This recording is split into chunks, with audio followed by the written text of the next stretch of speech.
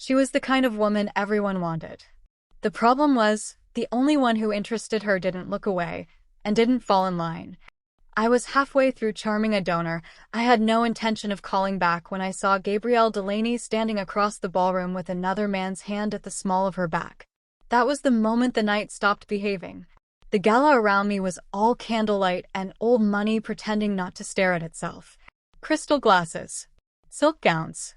Men who wore confidence like custom tailoring and women who knew exactly how much power could be hidden inside a smile. My natural habitat, in other words. I had spent most of the evening doing what I always did at events like this, moving through the room in a line of warm collisions, making people laugh, making them feel remembered, making them feel, briefly and dangerously, more important than they really were. It was a gift. It was also a problem. Because people are never more devoted than when you've made them feel chosen. And I had become very good at choosing just enough. Until that night. The donor in front of me, a silver-haired financier with a voice like polished oak and the conversational range of a commemorative plaque, was telling me something earnest about legacy, and I was giving him the face I reserve for rich men who mistake being listened to for being fascinating. Then I saw her. Dark green silk. Bare shoulders. Hair falling in soft waves over one side of her neck. A champagne glass held low in one hand. David Lang leaning in too close beside her, saying something that made her smile. A real smile. Not a social one. Not the careful, restrained expression she used when she was deciding whether a person was worth the trouble. This one was warmer. Easier. Worse. His hand rested there like it belonged. I disliked him instantly. Not because he was unpleasant. That would have been easier. David Lang was annoyingly acceptable by every public standard. Tall. Well-dressed. Litigation attorney. Donor adjacent. The kind of man people describe as solid, which usually means wealthy enough to bore you in private while impressing others in public. He had one of those faces that had probably spent years being told it was reassuring. His posture suggested expensive schools and a mother who still corrected his cufflinks with her eyes alone. And there he was, standing too close to the only woman in the room I wanted looking at me. Across the space, Gabrielle turned her head slightly, and for one disloyal second I had the irrational, almost adolescent urge to walk over there, remove his hand from her body, and ask him whether he routinely tested his luck in public. Instead, I smiled at the donor in front of me and said, "I'm sorry, what was the last part?" He brightened, touched that I cared enough to ask. Men do love thinking they survived my distraction. I said, he replied with renewed purpose, that institutions are remembered for the standards they protect. I nodded slowly, my eyes already drifting back to the far side of the room. Standards? Yes. Mine were slipping. Behind me, I heard Naomi Harlow murmur, "Oh, this is fun." I didn't turn. Naomi had a gift for appearing at exactly the moment my self-control became entertaining. "I don't know what you mean," I said lightly. "Of course not." I could hear the smile in her voice. "You're only staring at that man like a merger you intend to dismantle. That seems dramatic." "It seems accurate." I finally turned my head just enough to glance at her. Naomi looked immaculate in black silk and diamonds small enough to imply real money. She was my closest friend, which meant she had earned the right to be intolerable. Tall, elegant, dry as a desert martini, and incapable of letting me preserve my dignity when she could instead enjoy herself. She lifted her glass. "Should I hold your earrings?" "I'm not jealous." Naomi's mouth twitched. "No, sweetheart. You're simply experiencing elegant internal violence." I looked back across the room. Gabi was listening to David now, but not quite leaning into him, not relaxing into him. Her body language was not possession. It was tolerance. Familiarity, perhaps. Comfort, maybe. But not surrender. That should have relieved me. Instead, it irritated me further. Because now I had to think.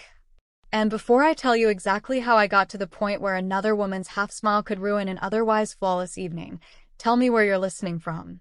I always want to know who's out there with me. And if you like smart, messy women making very poor emotional decisions in expensive rooms, like the video and subscribe. YouTube tends to be suspicious of elegance unless somebody confirms they approve of it. No. A week earlier, I was still under the delusion that Gabrielle Delaney would be manageable. That Monday began the way most Mondays in my life did, with a skyline view, a perfect coffee, 3 people waiting for my approval before 9:30, and a text from Naomi that read, "Try not to destroy anyone before lunch. It looks needy." I smiled into my espresso and typed back, "No promises. There's a governance review at 10. She replied immediately, "Then at least wear cream. Your kinder in cream." That, unfortunately, was true.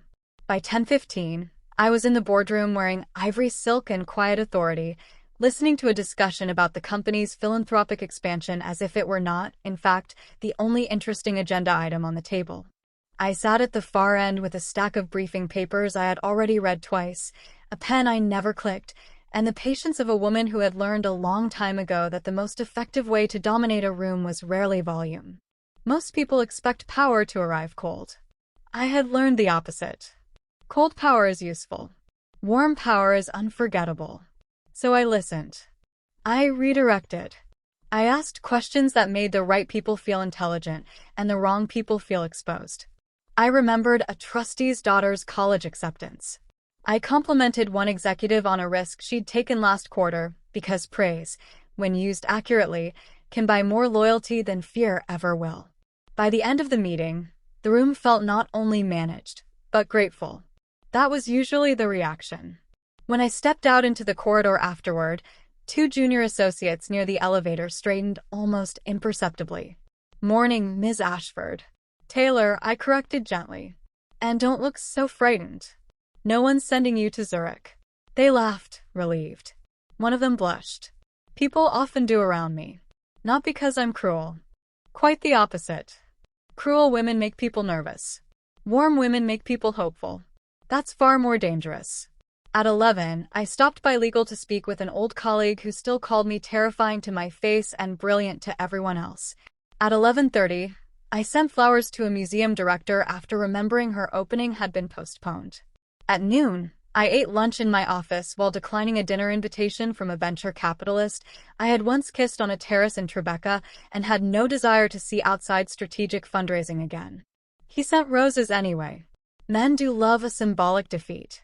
By 1:30, Naomi was in my office, seated across from me like a darkly amused prosecutor. "You turned down Daniel Pierce?" "I turned down dinner." Same thing in his language. I set my pen down. "Do you ever knock? You leave your door open on purpose. It suggests generosity and lets you monitor movement." That was also true. Naomi crossed one leg over the other and studied me with the kind of expression usually reserved for high-level scandals and particularly disappointing men. "Come to the foundation preview tonight." "I'm already going." "I know." She took an almond from the dish on my desk. "I meant come in a mood." "A mood." "Yes." "Less board member. More woman the city writes about against her will." "I am deeply against being written about." "No, you're against being written about badly." I leaned back in my chair. "And what exactly are you suggesting?" "That you've been bored for months." "I'm not bored." Naomi raised a brow. "Taylor, you are so bored you nearly flirted with the deputy counsel last week out of civic duty. He has beautiful hands. He has spreadsheets in his soul." I smiled despite myself. Naomi always had a way of reducing other people to one catastrophic truth. "What do you want from me?" I asked. "For you to stop collecting beautifully arranged almosts." She tipped her head. "And for one night, possibly, to let something unexpected happen." I looked out at the city. The thing about Naomi was that she loved me too much to flatter me badly. "Unexpected things are usually expensive," I said. She smiled. "You can afford them." By 7:30 that evening, the Foundation's preview reception was already glowing when I arrived. It was being held in a renovated industrial gallery the company had funded downtown, a large open space of exposed brick, museum lighting, glass partitions, and polished concrete softened with white florals, jazz, and an ocean of strategically underdressed money. Our newest arts initiative was on display in architectural models, digital installations, and beautifully printed concept books no one would ever read unless I handed one to them and watched. I was in cream, because Naomi had insisted and because she was right. People find me easier to love in pale colors. There is something deeply funny about being one of the most powerful women in a room and still understanding fabric as public relations. I moved through the crowd as I always did. A trustee kissed my cheek. An actor whose foundation we occasionally partnered with held my hand too long. The curator introduced me to two donors from Chicago who were exactly as sincere and underlit as donors from Chicago always are.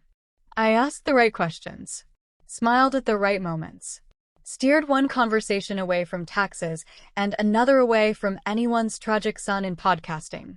Then I felt it. That strange shift in attention before your eyes have fully found the reason. I turned toward the far side of the room and saw her. She stood near the architectural display for the new cultural campus we were co-funding, a scaled model lit from beneath, all clean lines and impossible optimism. She wasn't doing anything remarkable. That was what struck me first. No obvious performance. No bright, calculated laugh. No scan of the room to see who had noticed her. She stood with one hand curved around a champagne glass, listening to an older curator explain something about regional programming as though it genuinely mattered, and if that sounds unimpressive, you have clearly never met the people who usually attend events like these. Most of them listen only long enough to reinsert themselves. She didn't. Dark green silk. Minimal jewelry. Hair loose, glossy, imperfect in exactly the way expensive imperfection is either deeply intentional or naturally unfair. She was not the sort of woman who entered a room and forced it to revolve around her. That was my department. But she had something else. Depth, perhaps. Self-containment. The kind of face that became more dangerous the longer you looked at it. Not the type men call stunning before learning anything. The type intelligent women keep thinking about later against their better judgment. The curator said something. She laughed quietly. I lost the last line of the conversation I was in. The donor beside me paused. Taylor. I blinked once and dragged my attention back to him. I'm sorry, I said smoothly. You were saying something compelling about multi-city engagement. His face brightened like a child handed a lit match. Yes, exactly. Across the room, she still hadn't looked around to see who might be watching. That was what finally annoyed me. Because at an event like this, not caring who's looking either means you're wildly secure or completely unaware of your own effect. Both are a challenge. Naomi appeared beside me as if summoned by appetite. There it is, she murmured. There what is? That expression you get when a woman has accidentally become your next poor decision. She is not my next poor decision. Naomi followed my gaze. Who is she? I was about to ask you. Well, there's your first sign of trouble. You're curious. I am capable of curiosity without emotional collapse. She took a sip of champagne. Tell yourself that. I turned slightly toward one of the foundation staff and with all the innocence I could borrow, asked, the woman near the model, green silk. Who is she? The staff member glanced over. Gabrielle Delaney. Gabi. Director of Cultural Partnerships. I let the name settle once, then again. Gabrielle Delaney. Good name. Elegant. Intelligent. Slightly old-fashioned without trying too hard. How long has she been working with us? I asked. 8 months, officially. Longer, if you count the advisory phase. 8 months. Naomi looked at me over the rim of her glass. Your ego just took that personally. Why haven't I met her? Naomi's mouth curved. Maybe you did. Maybe she failed to orbit. That earned her a look. She smiled wider. There she is. I turned back in time to see Gabrielle lift her eyes. And catch me watching her. Most people do one of 3 things when they catch me looking at them. They blush. They smile too quickly. Or they look away and then back again because curiosity is stronger than discipline. Gabrielle Delaney did none of those. She just held my gaze. Calmly. Directly. Long enough that the air between us became aware of itself. Then barely one eyebrow lifted. Not an invitation. Not in challenge exactly. More like yes? Well, that was new. I handed my empty glass to a passing waiter. I was absolutely going over there, I said. Naomi nearly sighed with pleasure. Of course you are. I made her wait exactly 7 minutes. Not because I needed courage. Because timing is the difference between being elegant and being hungry. By the time I crossed the room, the curator had been claimed by another conversation, and Gabrielle stood alone in front of the display, studying the model as if she actually had standards for architecture and not just men.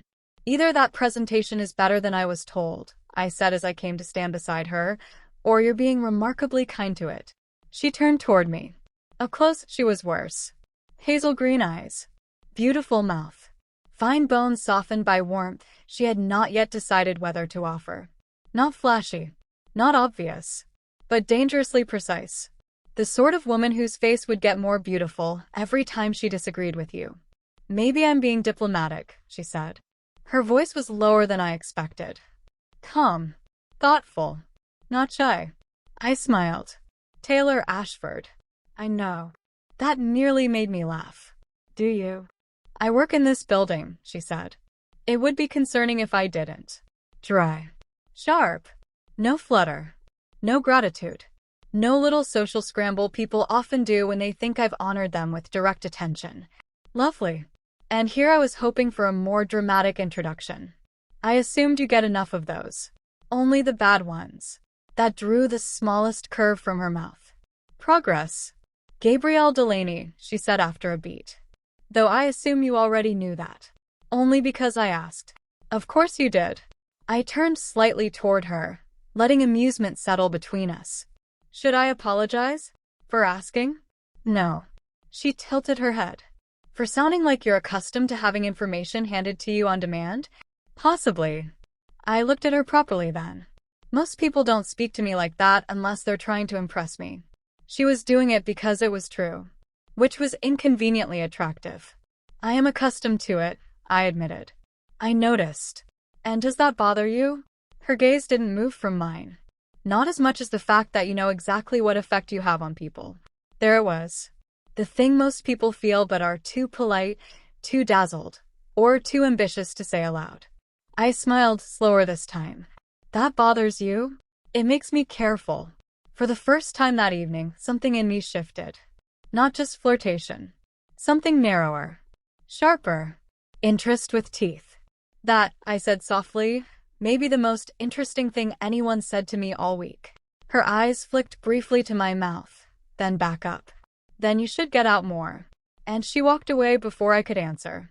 I stood there for half a second, looking at the space she'd left behind, and felt a laugh press against the back of my teeth. Naomi appeared beside me the way judgment always does, without invitation and exactly on time. Well, she asked. I picked up another glass from a passing tray. She's careful. Naomi's brows lifted. You say that like you found religion. She said I know the effect I have on people. Naomi considered that. She's observant. She said it like a warning. That's because it was. I turned to face her fully. She fascinates me. Naomi smiled, too pleased too quickly. There she is.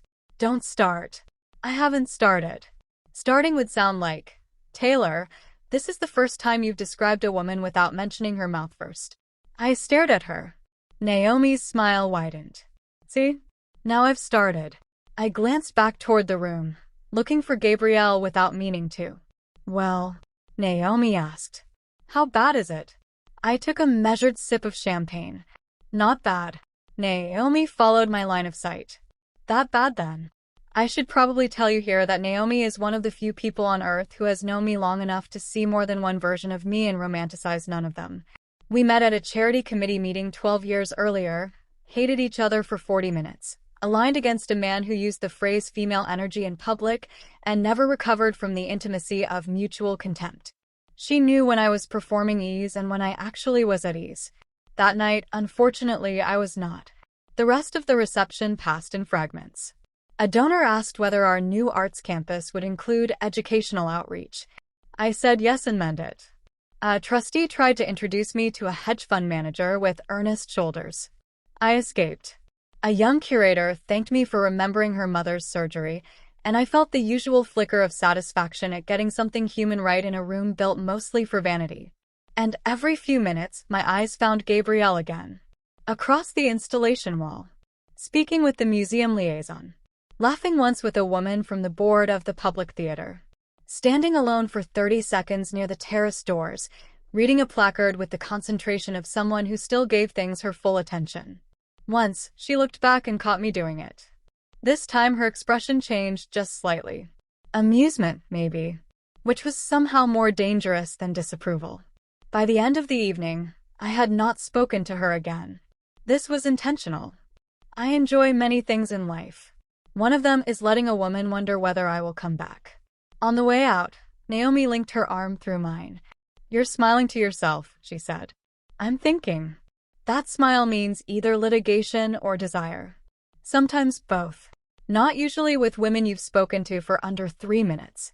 I let out a soft breath and looked toward the waiting line of black cars. She didn't react the way people usually do. Naomi's tone sharpened with interest. No, I slid into the back seat beside her. She reacted like a woman who had already decided I wasn't entirely safe. Naomi leaned back, satisfied in a way I disliked on principle.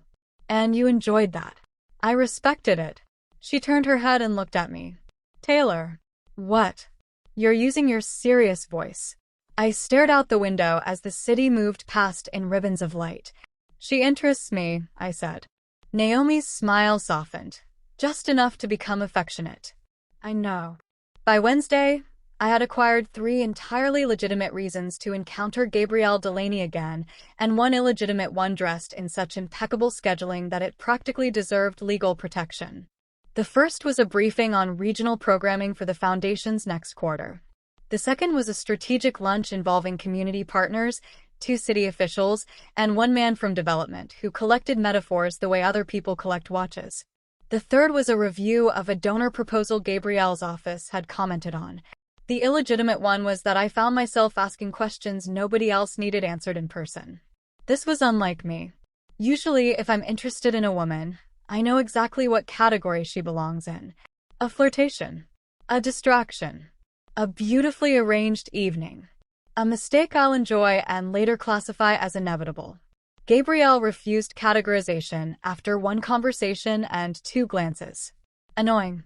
On Thursday afternoon, I caught sight of her through the glass wall of a conference room on the 17th floor, standing at the head of a table with a folder in one hand, explaining something to a small group with the measured confidence of a woman who had built herself carefully.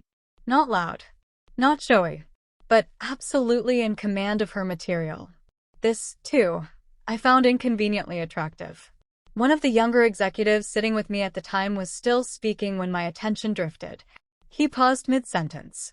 "Taylor." I looked back at him. "You were about to say something brave and financially questionable." That made the room laugh, and the moment passed. But I had seen her. And once I saw her in daylight, in motion, in command of a room that wasn't trying to seduce anyone, I understood the scale of my problem. She wasn't just beautiful. She was substantial. And if you've spent enough years around women who know how to be wanted, you learn that substance is rarer than beauty and far more difficult to forget. By Friday evening, Naomi came to my apartment for a drink and found me standing barefoot in my kitchen, opening a second bottle of wine while pretending not to be distracted. My apartment occupied the upper floors of a restored pre-war building on the Upper East Side. Warm wood. Clean lines. Art with opinions. Large windows looking over a city I had spent years mastering and still occasionally admired against my own will. It was not ostentatious. I hate ostentation. But it was unmistakably mine. Expensive, disciplined, softened by a taste for amber light and impossible flowers. Naomi stepped in, took 1 look at me, and laughed. "Oh, this is delicious." I glanced over my shoulder. "You haven't even sat down." I don't need to sit down to recognize a woman trying to look unaffected while opening Burgundy like a defense mechanism. I handed her a glass. "You're dramatic. You're pacing." I wasn't.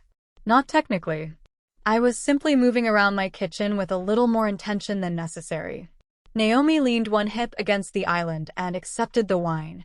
"How many times have you seen her since the reception?" "Twice." "Spoken?" "Briefly." "Alone?" "No." Naomi took a sip and watched my face.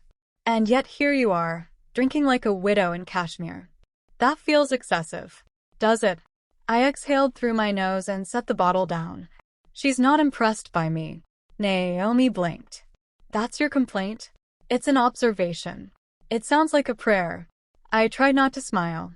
Naomi's expression softened, then turned thoughtful. Do you know what this actually is? Curiosity. No, she swirled the wine in her glass. Curiosity is when you ask for background.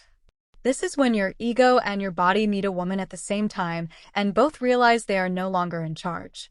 I looked at her. That's obscene, I said. It's accurate. I leaned against the counter opposite her. She isn't indifferent. No, Naomi agreed. That would bore you.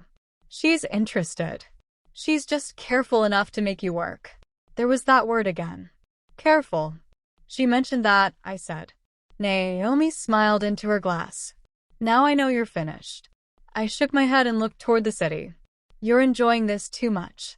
Because for once, she said, you actually care whether a woman sees you clearly. I did not answer that. The following Tuesday was the gala. The same gala where, as I've already told you, I walked into a ballroom full of donor money and candlelight, only to find David Lang standing too close to Gabrielle Delaney as though the universe had decided I needed character development. But before that moment, before his hand at her back and Naomi's merciless delight, the evening had actually begun rather well.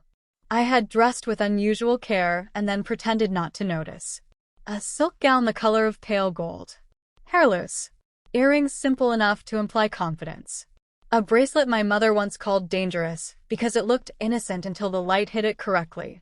The kind of look that says I am not trying to ruin your concentration and therefore absolutely will. Naomi met me downstairs in black and informed me I looked like expensive regret. I chose to take it as a compliment. The gala was held at a private museum space in Midtown, all marble floors and controlled grandeur. When we stepped inside, the room shifted the way rooms do when people recognize me without wanting to be obvious about it. Heads turned. Conversations brightened. A donor waved. Someone from the mayor's office made a point of crossing over to greet me. I moved through it with practiced warmth, giving everyone enough attention to feel fortunate and none enough to misunderstand me. This is a skill. It is also labor. The myth is that women like me live inside our power as if it were natural weather. The truth is that attention is a climate you learn to regulate or drown in. A man from an investment group kissed my cheek and told me the city looked better every time I entered a room. I thanked him for the lie. A woman from the opera board asked whether I was finally attending her dinner next month. I said I would consider forgiving her seating charts. An older philanthropist squeezed my hands and told me her niece had copied my career path, which was flattering in the abstract and terrifying in any specific sense. And then I saw Gabrielle. And David. And everything after that became narrative. This is where we return to the beginning. David's hand at her back. My donor speaking to my face while I forgot language. Naomi at my shoulder with the moral support of a woman who enjoys catastrophe when it's wearing couture. I set my now empty glass down and looked at Naomi. Who is he? I asked. David Lang, she said at once, because Naomi always knew things 5 minutes before they became relevant. Litigation attorney. Donor circle. Has been orbiting her for months. Orbiting. I disliked that word on contact. Is she with him? Naomi studied them. Not officially. That sounds evasive. It sounds like reality. Across the room, David bent closer to say something in Gabrielle's ear. She turned her face toward him, listening. Not leaning in. Not melting. But smiling. Something hot and unreasonable moved through my bloodstream. Not pain. Not quite anger. Something more precise. A sharp, interior refusal. I do not mind competition when I've chosen the game. This, however, felt different. This felt like arriving late to a conversation my body had already started without consulting me. And if you're still with me, this is where you should probably like the video and subscribe, because this was the exact moment the situation stopped being elegant and started becoming personal. Also subscribe if you want the next part, because trust me, I do not continue behaving responsibly from here.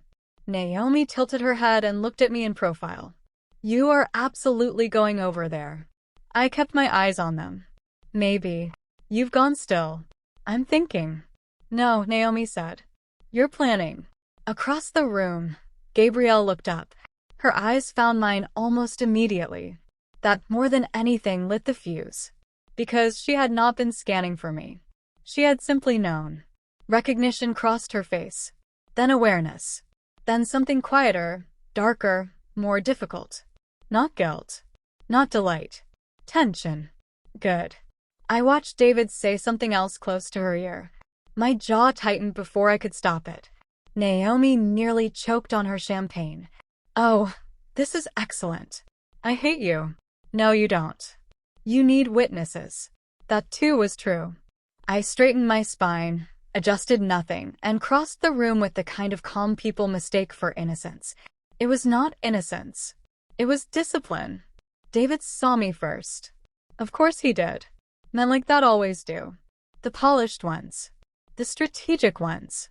The ones who know how to identify power before it reaches them and smile as if it's already agreed to dinner. Taylor, he said warmly as I came to a stop beside them. Good to see you. David. I offered him my hand. Always a pleasure. It was not always a pleasure. But social civilization is built on noble lies. His handshake was confident, expensive, and exactly the sort of thing law schools like to produce in bulk. He gestured toward Gabrielle. I was just telling Gabi I'm trying to convince her to stop being impossible to impress. I turned to her. She held my gaze over the rim of her champagne glass, expression unreadable, mouth soft enough to be dangerous. Is that what he's doing? I asked. A flicker of amusement moved through her eyes. That seems to be the working theory.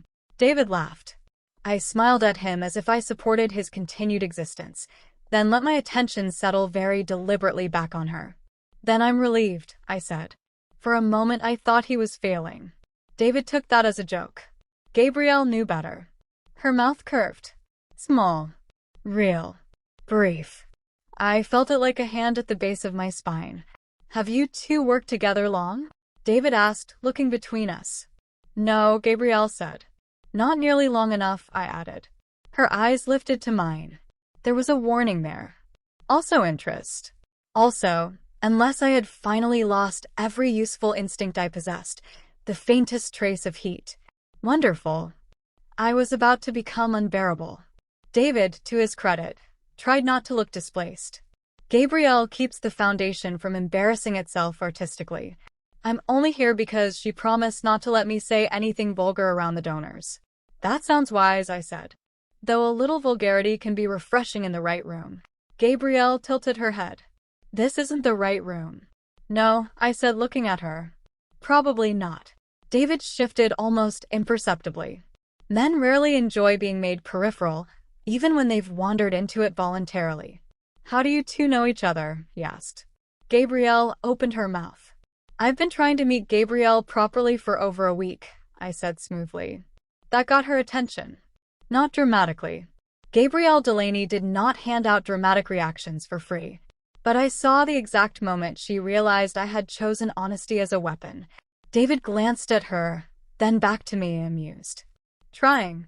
Gabrielle answered before I could. Taylor has a very flexible definition of trying. I smiled. That's unkind. It's precise. David laughed again, slower this time, like a man hearing a language he didn't quite speak. I leaned one shoulder subtly toward Gabrielle, closing the conversational triangle by half an inch. Barely anything. Socially invisible. Physically loud. And what would your definition be? I asked her. She lowered her glass. Trying usually involves saying what you want. I should have found that annoying. Instead, something low and bright moved through me. God, she was good. So noted, I said. I'll be more direct in future. David smiled. See? You're reforming powerful women now. Dangerous hobby. Gabrielle's smile didn't fully reach me this time. She was aware of him. Of me. Of the room. Of the fact that my tone with her had shifted half a degree too intimate for safety. I don't think Taylor needs reforming, she said. No. I asked softly. Her eyes met mine. I think she knows exactly what she's doing. There it was again. The thing I disliked and wanted and respected all at once. David took a sip of his drink, perhaps deciding this was no longer a conversation in which he held majority ownership. The music shifted somewhere behind us. Soft strings. Too expensive to be memorable. I smiled at him. You've known her longer than I have. Is she always this generous? David glanced at Gabrielle with open affection. Only with people she hasn't decided to destroy. David, Gabrielle said dry. What? He asked. You have a look. She does, I said. Gabrielle turned to me fully, one brow lifting. Dangerous woman. And what does it mean when you recognize it so quickly? She asked. That I pay attention. David wisely did not interrupt. I let the silence sit just long enough to become visible. Then I turned to him. Would you excuse us for 1 minute? I need Gabrielle's opinion on something before I let strangers donate irresponsibly in public. David blinked. Now, if it were unimportant, I said pleasantly, I'd have one of the vice presidents handle it. He smiled because what else was he going to do with that? Before he could answer, Gabrielle set down her glass on a passing tray and said, without looking at him, 1 minute. He hesitated, then nodded. I'll be near the sculpture tables. Brave man, I said. When he left, the air changed. Not dramatically. That would have been easier. It just sharpened. Gabrielle folded one arm loosely across her waist and studied me with that composed, knowing expression that was beginning to do extremely unfortunate things to my concentration. That was rude, she said. It was efficient. To him. Yes. And to me. I took my time answering, if only because every instinct I had was suddenly trying to arrive at my mouth at once. To you, I said, it was honest. Her face didn't change, but I saw the pulse shift at the base of her throat. That's a generous word for whatever this is. I'm being careful with my language. That would be a first. I smiled. You make me ambitious. She looked away then, just briefly toward the room. Toward safety. Toward the version of the evening where David Lang stood at her side and I remained just another polished threat in a gold dress. When she looked back, her voice was quieter. You don't get to do this just because you decided you're interested. There it was. Not fear. Not refusal. Boundary. I felt an immediate respect for it. Also desire. Also the nearly adolescent urge to step closer just to see whether she'd hold the line. I know, I said. She studied my face as if checking whether I actually meant that. And yet here you are. Yes. Why? There were easier answers. Because I find you compelling. Because I wanted to speak to you alone. Because I haven't stopped thinking about you since last Thursday. All true. All too polished. Instead, I said the one thing that cost me something. Because I didn't like seeing him with you. For the first time since I'd met her, Gabrielle Delaney looked honestly caught off guard. Not won. Not softened. Just struck. Her breath changed. Barely. That, she said after a second, is a very bold thing to admit for someone claiming restraint. I never claimed maturity. That did it. She laughed softly, once, low in her throat, unwilling and beautiful. It went through me like clean damage. You're impossible, she said. Frequently. And jealous. Annoyingly so. You barely know me. I stepped closer, not enough to corner her, enough that only one of us could pretend not to feel it. True, I said. But I'm learning. Her eyes dropped once to my mouth. The room disappeared for one dangerous second. When she looked back up, her voice had gone quieter still. You don't get to win just because you want something. Something inside me smiled. There you are. I know, I said again. Do you? Yes. Then why do I feel like you still think this is a game you can play better than everyone else? Because until recently, it always was. Because I am very good at being wanted. Because wanting someone back in a way that matters is less familiar territory, and I dislike that more than I'm prepared to confess in a ballroom. Instead, I said, because I haven't decided yet whether you're the reason I'm losing my usual advantages or the reward for surviving without them. Her breath caught. Just slightly. Good. Not because I wanted to win. Because I wanted proof she felt this too. Taylor, she said, and my name in her mouth was not a warning so much as a problem. Yes. That line probably works on a lot of people. Not the ones I actually care about. Silence. Real silence this time. Charged enough to alter posture. She searched my face for a beat too long, and I knew with a clarity that bordered on cruelty that if I touched her now, even her wrist, even the inside of her elbow, the entire night would tilt. So naturally I did not. Growth. Instead I stepped back half a pace and let the room return between us. Go back to David, I said lightly. Naomi says consequences are important for my development. That surprised her enough to make her smile again. Naomi sounds wise. She's unbearable. Usually a sign of accuracy. She'll be thrilled you said that. The amusement faded from her face, replaced by something more careful. I'm not with him, she said. My expression remained perfectly neutral. Internally, choirs. No. Noah pause. But that doesn't make whatever this is simpler. No, I agreed. It really doesn't. She looked at me for one long second, then reached for another glass from a passing tray. Good night, Taylor. That sounds dismissive. That's because I'm trying not to make a worse decision. I smiled slowly. About me. Her eyes flicked to mine. About staying. Then she turned and walked back toward the lights before I could answer. I stood there with my untouched champagne and the unsettling awareness that for the first time in a very long time, I had no interest in being admired by the room. Only by one woman. Naomi appeared at my side 2 seconds later, as inevitable as judgment. Well, she asked. I watched Gabrielle move across the floor toward David, every line of her composed, every step elegant, every nerve in my body still fixed on the fact that she had said she was trying not to stay. Which meant she had wanted to. I exhaled. This, I said, has become inconveniently real. Naomi took a sip of champagne. Oh, sweetheart. I glanced at her. Don't. She smiled into her glass. You're already doomed.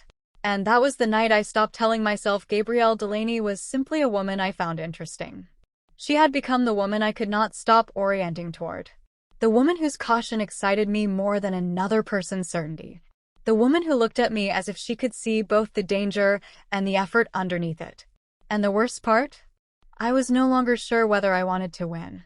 I was beginning to suspect I wanted something far more inconvenient. To be taken seriously. By her. That was the beginning. And it only got messier from there. So tell me in the comments, what hit you hardest in part 1? Whose side are you already on, Taylor's or Gabi's? And where are you listening from? If you want part 2, like the video and subscribe. That really does help the channel more than people think, and you do not want to miss what happens when Taylor decides to stop pretending this is casual.